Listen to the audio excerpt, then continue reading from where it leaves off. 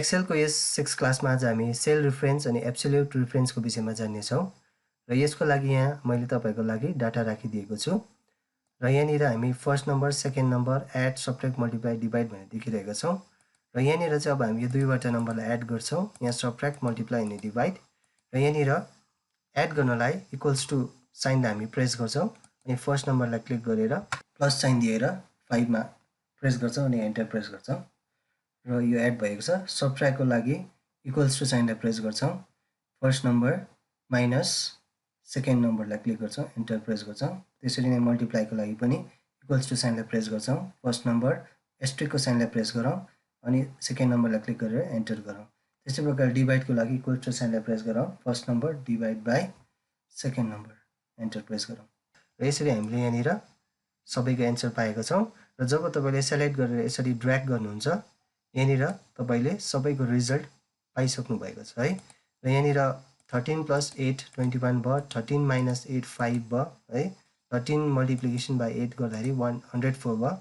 13 divided by 8 गर्दाखेरि यहाँनिर हाम्रो एन्सर आएको छ है र यसलाई चाहिँ हामी सेल रिफरेन्स भन्छौँ र यसको लागि चाहिँ जब म तपाईलाई यहाँ राखेर फर्मुला ट्याबमा गएर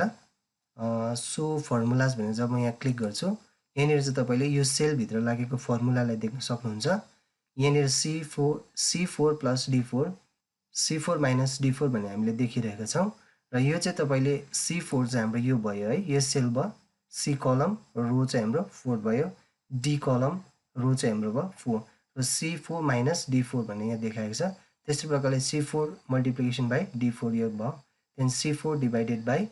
D4 भएको छ र यस्तै प्रकारले अरू पनि हाम्रो यो C5 भयो यो C6 भयो यसरी हामी यहाँ देख्दै जान सक्छौँ है यो चाहिँ हामीले सो फर्मुलाजबाट देखिरहेका छौँ र जब हामी फेरि यहाँ क्लिक गर्छौँ हामीले अघिकै डाटाहरूलाई देख्न सक्छौँ र अब यसलाई म फेरि सेलेक्सन गरेर डिलिट गर्दैछु अब यही कुरालाई तपाईँले अर्को तरिकाले पनि गर्न सक्नुहुन्छ र यसको लागि म एडको कलमलाई सेलेक्ट गर्दैछु अनि यहाँनिर म इक्वल्स टु साइनलाई प्रेस गर्छु अनि यसरी नै फर्स्ट नम्बरलाई क्लिक गर्छु प्लस सेकेन्ड नम्बर अनि अब चाहिँ तपाईले कन्ट्रोलसँग प्रेस गरेर जब एन्टर प्रेस गर्नुहुन्छ यो सबै सेल्समा तपाईले रिजल्ट देख्न सक्नुहुन्छ है र यस्तै प्रकारले अब हामी सबट्र्याक्टको लागि पनि गर्छौँ यसको लागि सबट्र्याक्टको कलमलाई सेलेक्ट गरौँ इक्वल्स टु साइनलाई प्रेस गरौँ first number minus second number अब कन्ट्रोलसँग एन्टरलाई प्रेस गरौँ यहाँनिर तपाईले सबै रिजल्ट देखिसक्नु भएको छ र मल्टिप्लिकेसनको लागि पनि कलमलाई सेलेक्ट गरौँ इक्वल्स टु साइनलाई प्रेस गरौँ अनि फर्स्ट नम्बर एस्ट्रिकको साइनलाई प्रेस गरौँ अनि सेकेन्ड नम्बरलाई क्लिक गरौँ अनि कन्ट्रोलसँग एन्टरलाई प्रेस गरौँ र यहाँनिर तपाईँले मल्टिप्लाई पनि भएको देख्न सक्नुभयो र डिभाइडको कलमलाई पनि अब सेलेक्ट गर्नेछौँ अनि इक्वल्स टु साइनलाई प्रेस गरौँ first number divide by second number अनि कन्ट्रोलसँग एन्टर प्रेस गरौँ र यसरी पनि हामीले गर्न सक्छौँ यही कुरालाई है र जब हामी फेरि सो फर्मुलामा जान्छौँ हामीले यहाँ देख्न सक्छौँ यहाँनिर C4 + D4 नै छ यहाँ C4 - D4 नै रहेको छ C4 मल्टिप्लाई बाई D4 अनि C4 डिभाइडेड बाई D4 नै रहेको छ है र यो चाहिँ हो हाम्रो सेल रिफरेन्सको विषयमा है र अब हामी यही कुरालाई म डिलिट गर्दैछु र एब्सोल्युट रिफरेन्सको विषयमा तपाईलाई बताउन चाहन्छु र एब्सोल्युट रिफरेन्स चाहिँ के हुन्छ भन्दाखेरि चाहिँ जस्तै अब मैले यो नम्बर दिएको छ अब यो नम्बर चाहिँ म यो नम्बरसँग एड गर्न चाहन्छु है र यसको लागि चाहिँ म फेरि यहाँ एडमा जाँदैछु अनि इक्वल्स टु साइन गरेर फर्स्ट नम्बर प्लस 10 र यो दुईटालाई म प्लस गर्दैछु जब म एन्टर गर्छु यहाँनिर हामीले 20 भनेर पाउन सक्छौँ 10 + 10 = 20 र जब म यसलाई ड्र्याग गर्छु र ड्र्याग गर्दाखेरि चाहिँ अब चाहिँ तपाईँको यो एरर भएको छ है र यहाँनिर तपाईँले 13 लाई 10 सँग प्लस गर्दाखेरि चाहिँ 23 आउनुपर्ने तर यहाँ 13 आएको छ है र 14 लाई 10 सँग प्लस गर्दाखेरि 24 आउनुपर्ने तर यहाँ 19 आएको छ र यहाँ चाहिँ के भएको छ भन्दाखेरि हामी फेरि यहाँ फर्मुलामा गएर सो फर्मुलालाई क्लिक गरौँ र यहाँनिर तपाईँले देख्न सक्नुहुन्छ यहाँनिर चाहिँ C4 हाम्रो जुन नम्बर भयो 10 है यो C कलम छ 4 रोमा छ र C4 प्लस A4 भने चाहिँ तपाईँको यो 10 नम्बर है A4 भएको कलम अनि रो दिएको छ र यो दुईटालाई हामी प्लस गर्दाखेरि चाहिँ यहाँनिर हाम्रो एन्सर आएको छ। तर जब तपाईँले यो 13 लाई फेरि 10 सँग प्लस गर्नुपर्ने हुन्छ, तर 13 ले चाहिँ C5 जो तपाईँको सेल नम्बर चाहिँ रहेको छ C5 है प्लस A5 भएको छ। यो A4 भएको छैन तर A5 भएको छ। यहाँनिर बढ्दै गएको छ यसरी, त्यसले गर्दा यहाँ तपाईँको एन्सर आएन है। यहाँनिर 14 प्लस 10 हुनुपर्ने, 14 चाहिँ तपाईँको C6 हो है, C6 प्लस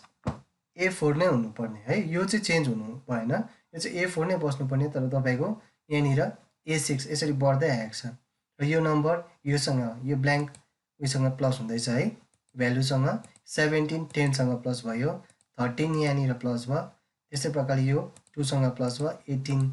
यो प्लस भयो अनि 20 यहाँ प्लस भएको छ, 14 यसरी प्लस भएको छ र यो चाहिँ एरर भएको छ। र हामी जब यो सबै नम्बर A4 सँग नै प्लस गर्न चाहन्छौँ, मतलब 10 सँग नै प्लस गर्न चाहन्छौँ भने चाहिँ हामीले यसलाई अर्कै तरिकाले गर्नुपर्ने हुन्छ। र यसको लागि म फेरि सो फर्मुलालाई क्लिक गर्दैछु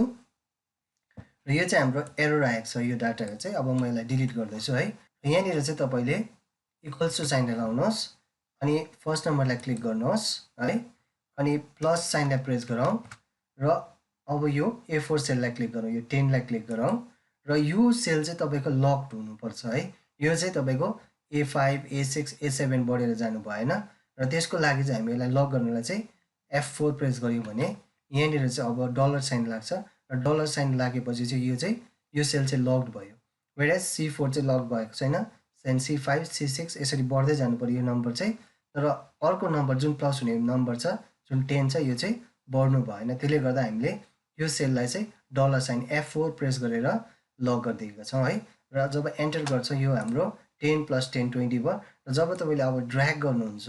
ड्र्याग गरिसकेपछि चाहिँ अब 13 प्लस 10 23, 14 प्लस 10 24 यो तपाईँको एक्ज्याक्ट रिजल्ट आएको छ है। र यस्तै प्रकारले हामीले सबट्र्याक्टको लागि पनि गरौँ र म चाहिँ यहाँनिर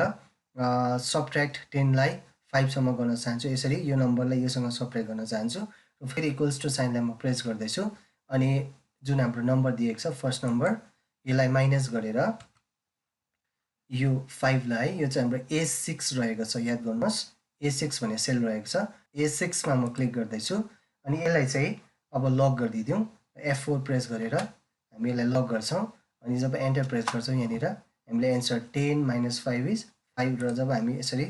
ड्र्याग गर्छौँ अटो फिल गर्छौँ यहाँनिर अब 13 - 5 इज 8, 14 - 5 इज 9 यो हामीले एक्ज्याक्ट रिजल्ट पाएका छौँ है। र यस्तै प्रकारले मल्टिप्लाई पनि हामी गरौँ र मल्टिप्लाई चाहिँ म यो नम्बरलाई सेकेन्ड नम्बरलाई यो 10 सँग गर्न चाहन्छु, so equals to second number एस्ट्रिकको साइनलाई प्रेस गरौँ अनि यो 10 लाई प्रेस गरौँ है। र यो सेल चाहिँ रहेको छ A8 र यो चाहिँ लक्ड हुनुपर्छ, सो यसको लागि म फेरि F4 लाई प्रेस गर्दैछु, यो लक भइसकेको छ र अब जब हामी यसो ड्र्याग गर्छौँ तपाईँले यहाँ देख्न सक्नुहुन्छ 8 10 जा 80 है, 5 10 जा 50 र यो एक्ज्याक्ट रिजल्ट आएको छ। र डिभाइडको लागि पनि हामी त्यसै गरौँ, इक्वल्स टु यो सेकेन्ड नम्बर जुन छ यसलाई डिभाइडेड बाई यो 2 ले है हामी डिभाइड गर्दैछौँ जसको सेल नम्बर रहेको छ 18 र यो कुरालाई हामी लक गर्नेछौँ F4 ले प्रेस गरेर 18 लाई हामी लक गर्नेछौँ अनि एन्टर प्रेस गर्नेछौँ र बाँकी सबै नम्बरलाई अब 2 ले डिभाइड हुँदै जान्छ है। यस्तो प्रकारले हामीले यहाँनिर रिजल्ट पाउन सक्छौँ। र जब अब हामी यसलाई फर्मुलाजमा गएर सो फर्मुला भनेर हेर्छौँ यहाँनिर तपाईँले सेल लक भएको देख्न सक्नुहुन्छ, A4 यो जुन 10 छ यो सबै A4 रहेको छ अनि सबट्र्याक्टमा पनि हामी देख्न सक्छौँ A6 यो नम्बरलाई हामी लक गरेको छौँ अनि मल्टिप्लिकेसनको लागि यो जुन नम्बरलाई सेकेन्ड नम्बरलाई हामीले मल्टिप्लिकेसन गरेका छौँ यो सेलसँग है, यो सेल रहेको छ A8 अनि त्यस्तै प्रकारले डिभाइडलाई पनि हामीले यहाँ गरेको छौँ 18 र यो चाहिँ हाम्रो एब्सोल्युट रिफरेन्स जसलाई हामीले सेललाई लक गरेर हामीले काम गर्न सक्छौँ है। र फेरि हामी सो फर्मुलालाई अफ गरिदिनेछौँ र यसरी हामीले